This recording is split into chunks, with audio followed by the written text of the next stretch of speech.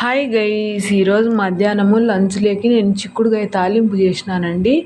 దానికని చెప్పేసి చిక్కుడుకాయలు తీసుకొని అన్నీ బాగా వలుసుకొని కడుక్కొని కుక్కర్లో వేసేసి కొన్ని నీళ్ళు యాడ్ చేసి ఉప్పు వేసుకున్నా. ఉప్పు వేసి 2 విజిల్స్ రాణించుకున్నా. 2 విజిల్స్ వచ్చిన తర్వాత విజిల్ అంతా పోయిన తర్వాత కొంచెం అంత ఆయిల్ వేసుకొని బండి పెట్టుకొని ఆయిల్ వేసుకొని దాంట్లో తిరువాత గింజలన్నీ వేసుకొని ఆనియన్ 2 ఎండుమిర్చి వేసి కొద్దిగా కరివేపాకు వేసేసుకొని అవి బాగా వేగిన తర్వాత ఈ చిక్కుడుకాయలు నీళ్లు వంపేసుకొని ఇంకా దీంట్లో వేసేసుకోవాలి. అన్నీ వేసేసుకొని కొద్దిగా నీళ్ళ తేమ ఉంటుంది కదా, అది ఇంకిపోయేంత వరకు బాగా అట్నే సిమ్లో పెట్టుకొని మగ్గించుకోవాలండి.